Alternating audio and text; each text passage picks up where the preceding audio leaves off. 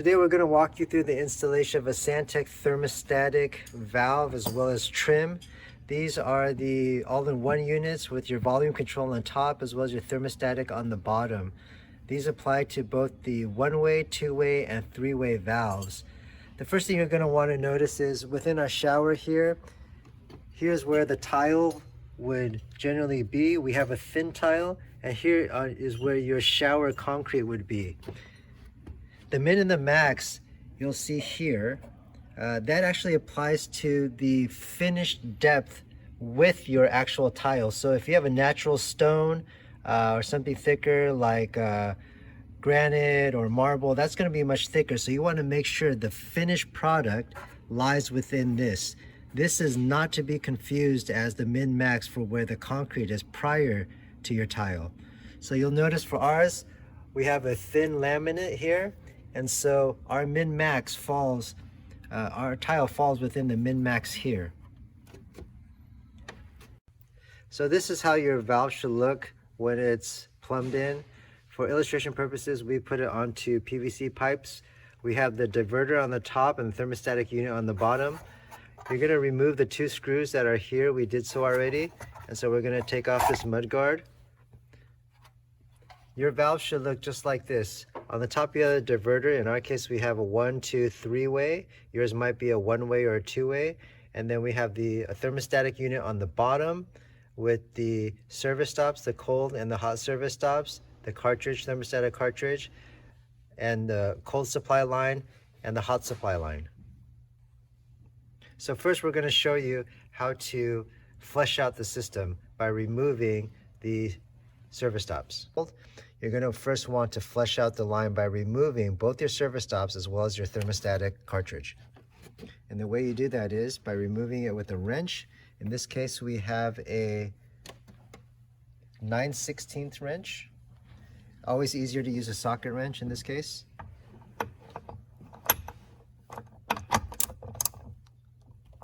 I'm just going to twist that out.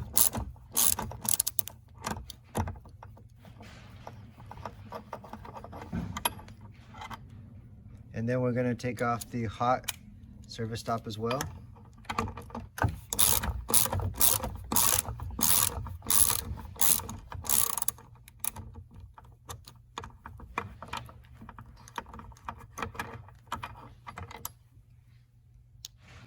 Now we're going to remove the thermostatic cartridge, and to do so, first we'll take off this locking mechanism, the sleeve, and then we're going to pull that cartridge right out.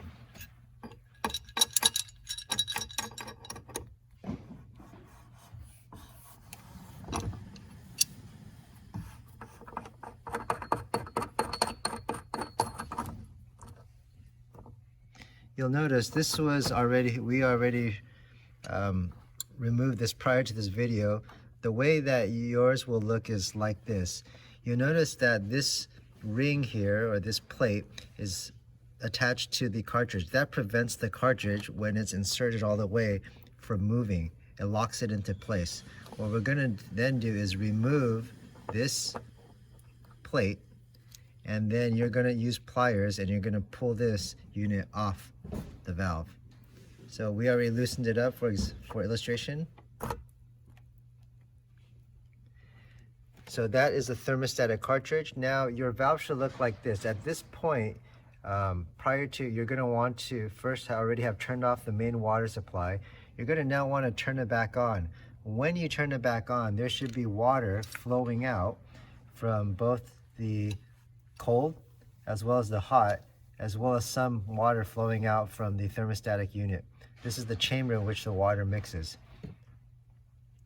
One thing to note now on the cartridge, or on the service stops, here we have the cold service stop. You're going to see that there's the on-off position. When you receive your valve, it should already be in the on position, and the way you tell is that this screw here is towards the top, aligned with the blue top of the service stops. When it's open, you'll notice that there's the restrictor piece inside. That's going to flex and allowing water to come into the thermostatic unit. So after you flush that out, we're going to want to insert these. But just to know also, at this point, when you flush out the unit, you're going to want to test to make sure that your cold water is cold and your hot water is hot. We suggest testing at this point in case there's any question about hot water temperatures. That can later be balanced with your thermostatic cartridge, but at this point, whatever water temperature you have set for your hot water tank should be coming out here through this hot side of the valve. So we're going to put this back, as well as the service stop for the hot. We're going to tighten those up.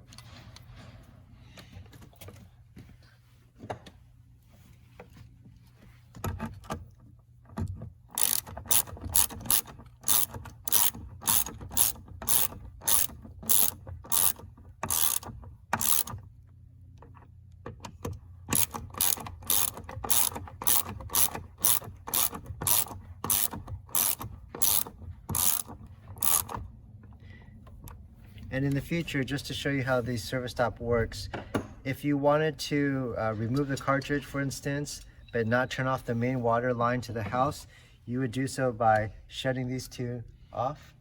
Screwdriver. All you would have to do is go to the cold, if you want to shut off the cold line, and twist that, and you'll feel that stop. So you just keep turning, and then you will feel when the service stop is closed, because you'll feel the resistance. So that's tight. We're going to do the same here for the hot water as well. And in the future, if you wanted to then remove the cartridge, you can do so after these two have been shut off. Okay, but we're going to open these back up. So you notice how they're now well past the blue and the red lines. So we're going to turn these back on, and this will also stop as well. You'll feel resistance, and that means that now the valve is fully open. Right there.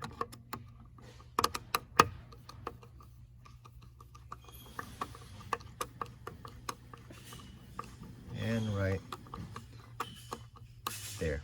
Now after you flush out the lines, you should check to make sure there's no debris in both of these two service stops, but especially in your thermostatic cartridge. You'll notice here, if I can get a clear photo, that there's debris on this filter. So you have two filters, one for the hot and one for the cold. This must be rinsed off and cleaned off before inserting it back into the valve. Otherwise, that will interfere with the proper temperature of your thermostatic unit. So once you rinse this off and it's clean, you're going to want to put this back into your housing. Notice that the red line is on the cartridge. That's going to be in the 12 o'clock position. We're going to insert that. We're going to put the plate back on. That locks it into place. So now we're going to reinstall the locking mechanism.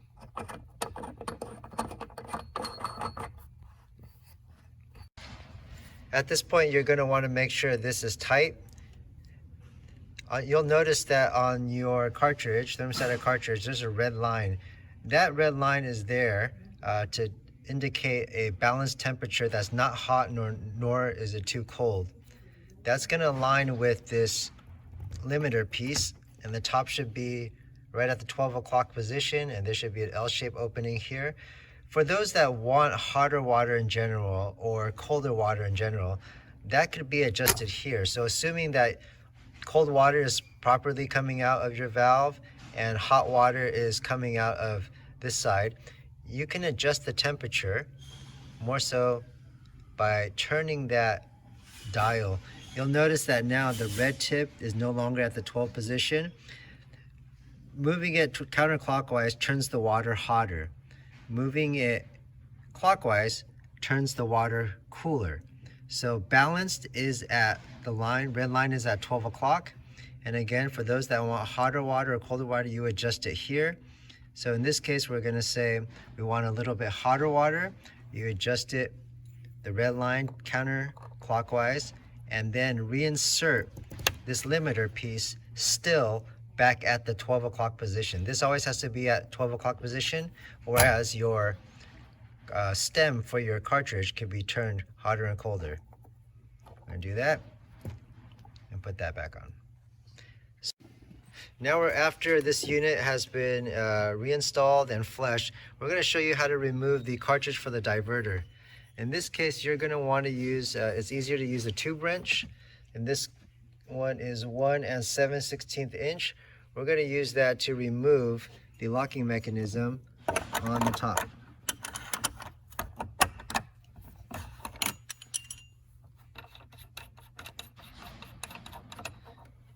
It's as easy as that to gain access to the cartridge. You're going to also want to make sure that there's no debris in this cartridge as well. That should pull out.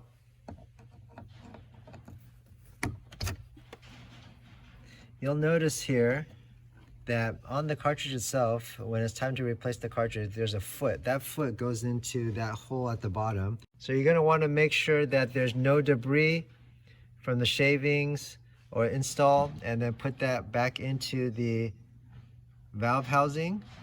That's going to go right there. It's going to go snug. And we're going to reinstall the locking mechanism.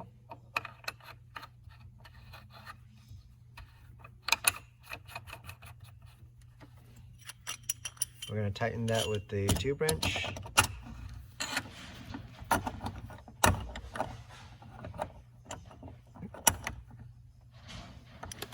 So when you're done installing the valve and flushing it out, this is how it should look.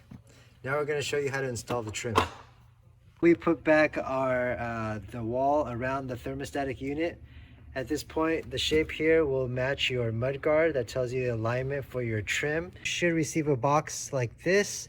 When you open it up, everything for your thermostatic trim will be included.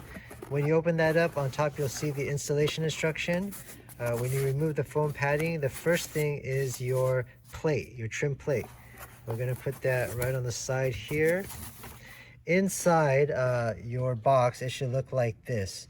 Here you have the thermostatic dial, the locking ring and locking mechanism. You have the top diverter and the locking mechanism. Then you have 2 levers and your directional ring and a bag of hardware. So we're going to take that out just so you can see how that looks. Here in your bag of goodies, you have 4 items. You have a brooch, you have a Teflon washer, you have a screw, and then you have an Allen wrench. So first we're going to grab the 2 locking mechanisms, one for the bottom, the larger one for the bottom, and this thinner one for the top. You're going to screw those in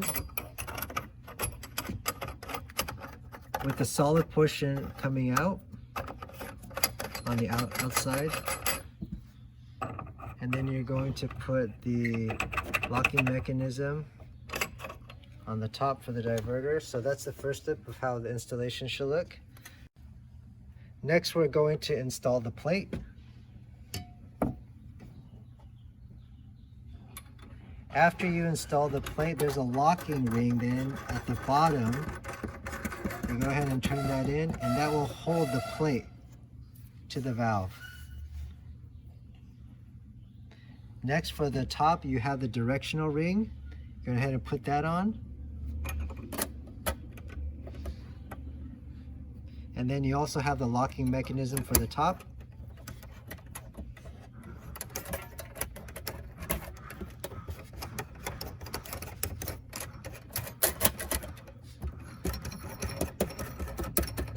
You're going to want to twist that in. That will keep in the unit as well as the plate. And now all we need to do is put on the levers. Now we're going to install the levers. And so first, for the thermostatic, we're going to have this limiter, the safety mechanism. Make sure that this point here is at the 12 o'clock position. You're going to put that in snug, okay? With that Teflon ring, you're going to want to make sure that goes snug within the dial for the bottom.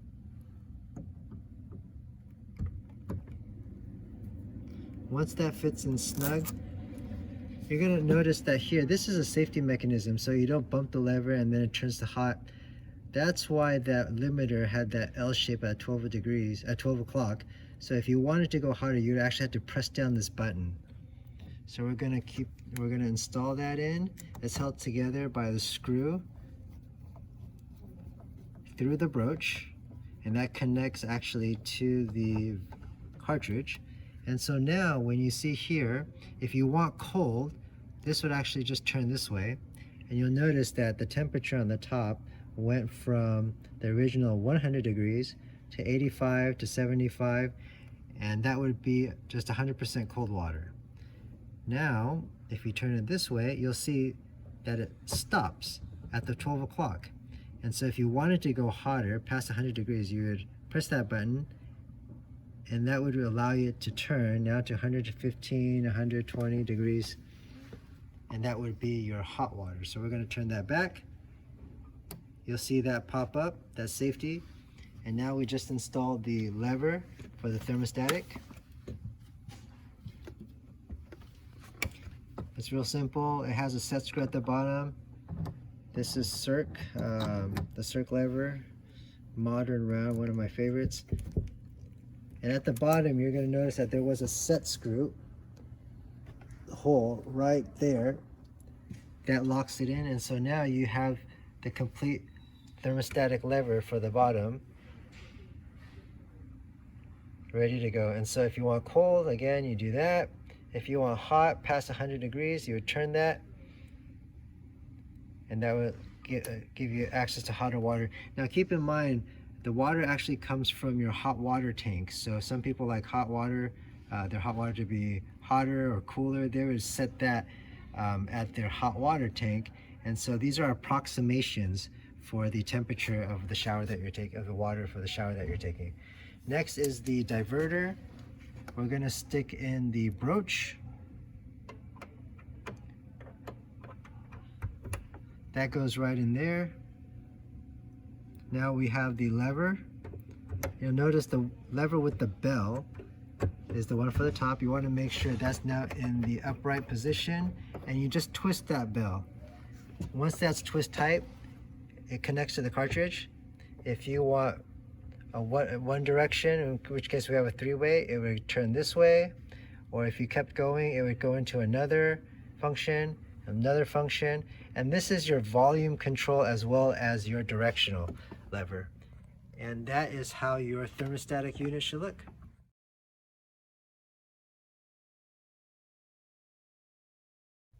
Here you have the original thermostatic. We're going to show you how to remove this face trim if you needed an extension.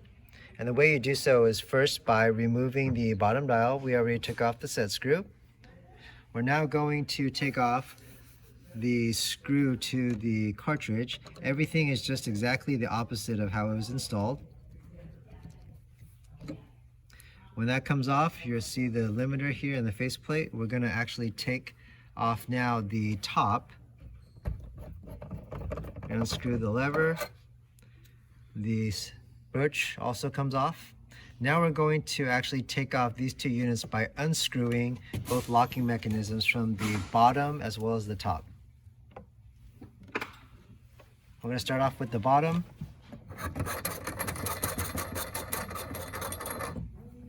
We're going to hold that plate so it doesn't fall, and now we're going to remove the top. The locking ring comes off as well as the directional dial.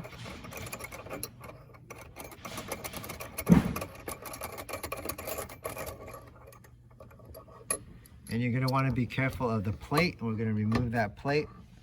And so your valve trim should look like this.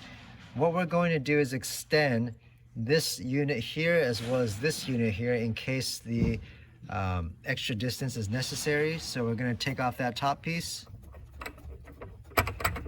And we're going to also take off the bottom piece. First the locking mechanism. Now we're going to take off this limiter. And so you want your valve to go back to the original state. And then we're going to show you how to install the extensions. So we added some extra depth. In this case, if you had natural stone that was unexpectedly larger or thicker, it would add extra distance, preventing the trim from attaching properly to the valve. So we put in this plywood. What you would do now in this case is add the extension. The first is the bottom piece.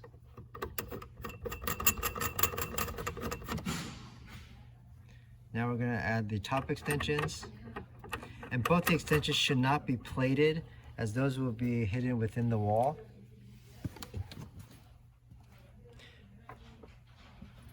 Now we're going to include the bottom locking mechanisms back to that attachment, as well as the top back to the attachment. And so that should look like this. So the pieces you're going to need at this point will be the longer limiter, as well as the longer top diverter broach. That's this one right here, as well as the bottom broach extension. We're going to take the bottom extension broach and put that in. This goes right in there. You'll see that it connects. After it connects, we're going to put the limiter, the longer limiter, with the L still at the 12 o'clock position. And we're going to take the longer diverter extension and we're going to insert that also into the sleeve. And at this point, your trim is now extended, and we're going to go back and put on the original trim plate and the levers.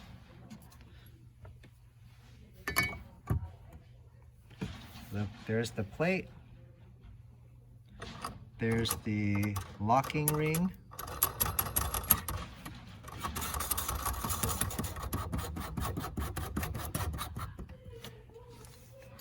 We're going to do the same for the top.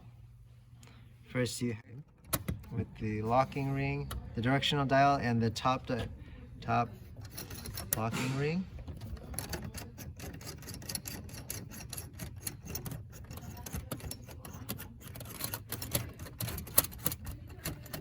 We're just going to screw that tight.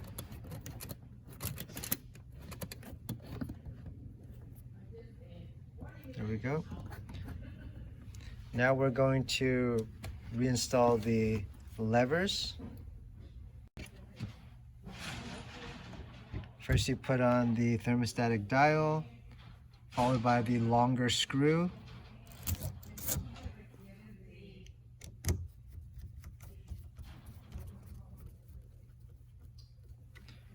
We're going to test that out.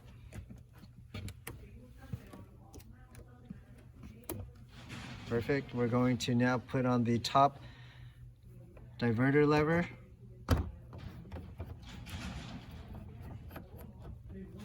And finally, the bottom thermostatic lever. I take that set screw.